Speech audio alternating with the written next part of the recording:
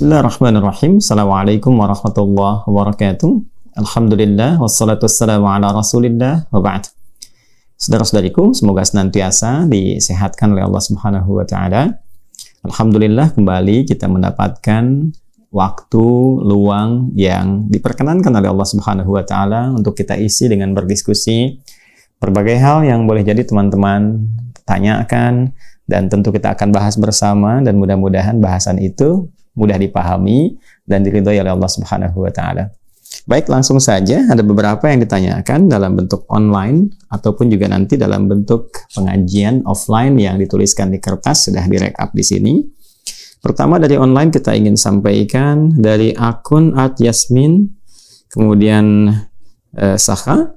Assalamualaikum, waalaikumsalam warahmatullahi wabarakatuh. Tanya Ustadz, baik. Ada saatnya udah rutin tahajud, baca Al-Quran, puasa sunnah. Lalu ada saatnya juga malas dan tidak semangat lagi. Apa sebabnya dan apa yang harus dilakukan jika rasa malas udah mulai menggoda? Baik, ini tentunya evaluasi untuk saya pribadi dan kita bersama bagaimana meningkatkan ketakwaan dan ketaatan keimanan kepada Allah Subhanahu wa Ta'ala serta menjaga posisi itu selalu konsisten dalam nilai-nilai semangat dan kebaikan, serta juga mempertahankan supaya tidak menurun dan melahirkan rasa malas. Mari kita simak terlebih dahulu. Ada satu kaidah yang sangat mendasar, yang ini juga dipedomani oleh para ulama. Saat kita mendapatkan kaidah ini yang berbunyi, al-imanu yazidu wa yantaqisu. Yazidu bil ta'ati wa yantaqisu bil ma'siyah. Iman itu bisa ada kalanya meningkat. Meningkat dengan apa? Rumusnya disampaikan bitta'ah, dengan meningkatkan banyak ketaatan kepada Allah Subhanahu wa Ta'ala. Ketaatan mencakup segala bentuk ragam amal soleh, dalam bentuk ibadah yang ritual atau dalam bentuk menganalisis segala hal yang ada di lingkungan ini untuk mampu mendekatkan diri kepada Allah Subhanahu wa Ta'ala. Misal, saat seseorang meningkatkan ibadah ritualnya kepada Allah dari salat fardunya yang sendirian jadi berjamaah, yang berjamaah menjadi dikerjakan di masjid. Lalu yang terbiasa istiqamah berjamaah ditambah dengan sholat sunnah, sampai merasakan kenikmatan itu. Maka ketika mulai konsisten mengerjakan itu semua, ada rasa yang berbeda dalam jiwa. Ada keinginan menjaga semua amalan itu. Gak ingin tinggal tahajud, ingin mengerjakan sholat-sholat sunnah rawatib. Pun demikian ketika meningkatkan bacaan Al-Quran. Seseorang yang berusaha meningkatkan bacaan Qurannya sampai merasakan kenikmatan, konsisten bacaannya, maka itu diantara hal yang bisa meningkatkan keadaan iman kita. Feelingnya ada dalam hati, bentuknya berupa tindakan. Nah, dalam feeling perasaan kita ini ada sesuatu yang berbeda. Ada syu'urul iman, dzauqul iman, nilai rasa iman. Itu yang digambarkan misal dalam Al-Quran surah ke-8 Al-Anfal ayat yang kedua, kaitan dengan bacaan Al-Quran. Innamal mu'minuna alladzina idza dzukirallahu wajilat qulubuhum wa idza tuliyat 'alaihim ayatuhu zadatuhum imana wa 'ala rabbihim yatawakkalun. Sungguh insan beriman itu bisa dikonfirmasi keadaan iman dalam dirinya jika disebutkan nama Allah, ada konfirmasi getaran dalam jiwanya. Karena itu dipanggil lewat adzan itu 5 kali dalam sehari, dan saat dikumandangkan Allahu Akbar, bukankah ada konfirmasi getaran dalam jiwa? Nah, ini konfirmasi ini bila diterjemahkan dalam bentuk ibadah berupa amal soleh, bentuknya sholat misalnya, dan ditingkatkan sholatnya, maka persamaannya adalah peningkatan ibadah ini akan juga menguatkan saat yang bersamaan keadaan iman seorang hamba. Pun demikian saat meningkatkan bacaan Qurannya. Ini bentuk ibadah ritual. Yang lainnya nanti seperti puasa, kalau dengan harta ada skema zakat, infak, dan sebagainya. Rasanya kepada jiwa, bentuknya nanti ada tambahan amal soleh. Yang kedua, bisa dalam bentuk analisis di sekitaran kita. Ya Allah meminta kita untuk menganalisis alam misalnya, inna fi khalqis samawati wal ardi wa ikhtilafil laili wan nahari la ayatin li ulil albab. Ya, silahkan apa yang di langit dan di bumi, bahkan pergantian siang dan malam, analisis itu untuk menemukan keagungan Allah Subhanahu wa Ta'ala. Bahkan yang di laut, kapal-kapal berlayar, kuasa Allah menjadikan laut terhampar, kan? Quran surah kedua misalnya Al-Baqarah ayat 163 itu sampai dengan 164, sampai di 164-nya kita temukan kalimat inna fi khalqis samawati wal ardi wa ikhtilafil laili wan nahari wal fulki allati tajri fil bahri bima yanfa'un nas. Demikian ayat-ayat yang lain kita diminta menganalisis unta misalnya. Afala yanzuruna ilal ibili kaifa khuliqat atau pada diri kita sendiri. Wa fi anfusikum afala tubsirun. Analisis diri kita, bagaimana Allah menciptakan dengan sempurna, dari mulai mata dulu misalnya, bagaimana syarafnya, segala halnya, kan? Kemudian sampai dengan ke telinga, ke lisan, sampai ke telapak tangan, ada sidik jari dan sebagainya. Siapa yang mampu menciptakan itu semua? Karena itu, ketika semua fenomena alam ini dihitung dan berwujud berupa ilmu pengetahuan yang terukur, ada sensenya, yang mengukur segalanya, rotasinya, dari mulai bumi, dari orbitnya matahari, planet-planet dan sebagainya bisa terukur. Tujuan terbesarnya adalah bukan sekedar ingin menjadikan seorang hamba meningkat aspek intelektualitasnya sehingga menjadi seorang ilmuwan, mampu mengatur kemudahan dalam beraktivitas. Tidak. Itu hanya capaian-capaian kontemporer yang disajikan dengan garis-garis tujuan temporer saja. Kontemporer dalam artian setiap masanya selalu menemukan penemuan baru. Temporer terbatas dunia saja. Lebih jauhnya lagi adalah bagaimana seorang yang menguasai bidang-bidang itu mampu mengenalkan dirinya dengan Allah Subhanahu wa taala. Jadi, orang yang hebat fisika itu pada ujungnya adalah orang yang mengenal Allah dengan ilmu fisikanya.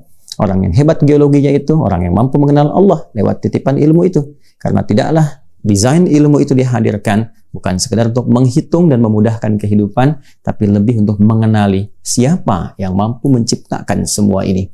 Karena itu, pada skema yang kedua ini, Allah meminta kepada kita, silahkan analisis apa yang telah aku tetapkan dengan sempurna. Aku ciptakan, aku tetapkan kehidupannya dengan teratur, dengan terukur. Siapa yang bisa membuat itu selain Allah Subhanahu wa ta'ala? Maka ilmu-ilmu yang membantu kita belajar itu sejatinya seharusnya mampu mengenalkan kita kepada Allah. Bukan sekedar menjadikan seseorang menjadi pintar. Nah, kegiatan-kegiatan tadi mampu menambah iman. Secara singkat, kalau semuanya diakumulasikan, maka semua tadi disebut dengan amal soleh. Karena itu, seringkali kita dapatkan kalimat amal soleh dalam Al-Quran bersanding dengan kata iman. Ya, seperti Quran surah ke-103, Al-Asr. Kan? Wal asr, innal insana lafi khusr, illa alladhina amanu wa amilus salihat. Jadi, iman jika dipadukan dengan amal soleh, saat yang bersamaan, iman itu akan semakin meningkat dan amal solehnya pun akan semakin beragam kita nikmati. Pun demikian, kalimat iman kadang disandingkan dengan detil amal solehnya. Detilnya apa? Misalnya dengan sholat. Alladzina yu'minuna bil ghaib wa yuqimuna sholat. Kemudian, wa mimma razaqnahum yunfiqun, dengan infak. Dengan puasa, ya ayyuhalladzina amanu kutiba alaikumus syiyam. Jadi ketika menunaikan puasa, iman meningkat. Ketika sholat diperbanyak, iman meningkat. Ketika baca Al-Quran, iman meningkat. Pun demikian ketika berinfak, iman meningkat. Itu skemanya. Nah, sisi lainnya, wa yantaqisu aw yanqusu bil ma'siyah, maka cenderung iman itu akan menurun kualitasnya, ya, mengecil kemudian takarannya jika seseorang mengerjakan perbuatan maksiat yang melanggar ketentuan dalam syariat. Kalau tadi yang benar amal saleh, yang ini dia kerjakan amal salah misalnya. Ya, alih-alih dia salat, dia berubah bermaksiat, dia tinggalkan salat misalnya, mulai menurun. Dari yang mulai tidak berjamaah, tidak ke masjid, tidak berjamaah, kemudian mulai tertunda sholatnya sampai tidak sholat. Maka suasana hatinya akan berbeda, kegelisahannya mulai tumbuh. Yang jadi persoalan ketika dipanggil lewat adzan pun sentuhannya menjadi berkurang, jadi telat, jadi ditinggalkan dan sebagainya. Itu problem. Jadi ketika seseorang merasakan penurunan dalam ibadah, seakan imannya sedang menurun, maka problem pertama mesti dia tanyakan pada dirinya, perbuatan maksiat apa yang pernah dikerjakan oleh bagian tubuhnya. Kalau mata tak sanggup melihat kebaikan, berarti mata ini pernah melihat yang salah. Kalau telinga tak cepat mendengar respon kebaikan, adzan, tausiah, panggilan kemuliaan, berarti telinga ini sering mendengar sesuatu yang tidak bagus. Ya, kalau lisan sering berkata yang tidak baik, berarti pulsa kebaikannya berkurang di lisan. Maka cari lawannya. Mulai biasakan melihat yang baik, mulai mendengar yang saleh, mulai bertutur yang mulia. Maka ini akan mengembalikan kembali hal-hal yang ingin kita tingkatkan dari nilai keimanan itu. Boleh jadi kadang-kadang bentuknya bukan maksiat, ya, bentuknya terlalu fokus pada urusan dunia, terlalu mengejar materi sehingga lupa dengan akhirat. Kan pasangan akhirat itu dunia, ya kan? Ini ula pertama, akhirat nanti yang kita raih. Walal akhiratu khairul laka minal ula. Jadi kalau terlalu fokus pada dunianya, maka secara bersamaan, ya persamaan terbaliknya bahkan ya akhiratnya pasti menurun. Jadi kalau kanannya itu kita naik, akhiratnya, dunia pasti porsinya akan mengecil, ya. Karena porsi mengecil itu maksudnya dunia dikerjakan tapi tetap terbawa ke akhirat. Tapi kalau dunianya yang dikejar, maka ini pasti menurun dan gak akan ikut ke dunia. Karena skemanya berbeda. seperti bayangan, ya kata Ibnul Qayyim Al-Jauziyah rahimahullah, seperti bayangan. Di bayangan itu kalau dikejar selalu nggak akan pernah didapati, ditangkap nggak akan dapat. Ya, itulah dunia. Jadi selalu nggak akan puas, kejar lagi, kejar lagi, kejar lagi. Walaupun harta sudah banyak, pengen kejar lagi. Terkadang godaannya menempuh dengan cara yang salah. Maka caranya berbalik, kejar akhirat, maka dunia akan mengikuti. Kurang lebih ini, jadi jawaban cepatnya, jika ingin meningkatkan keimanan kepada Allah, maka tingkatkan amal saleh. Kerjakan ketaatan, lalu jauhi maksiat. Maka mudah-mudahan dengan itu, diawali dengan niat yang ikhlas, berdoa kepada Allah, meminta perlindungan dan kekuatan. Setelah itu mencoba untuk memulai dan cari orang-orang baik sekitaran kita untuk menjaga semua amalan itu bisa konsisten sampai kita menemui ajal dan kembali kepada Allah Subhanahu wa taala. Demikian saudariku, semoga bermanfaat, semoga Allah ridhai, dan semoga bisa dipahami yang benar dari Allah dan Rasulnya. Kalau ada kekurangan, kesalahan mutlak dari saya, silahkan ditinggalkan, abaikan, dan ambil setiap yang baik yang Allah dan Rasulnya ridhai. Assalamualaikum warahmatullahi wabarakatuh.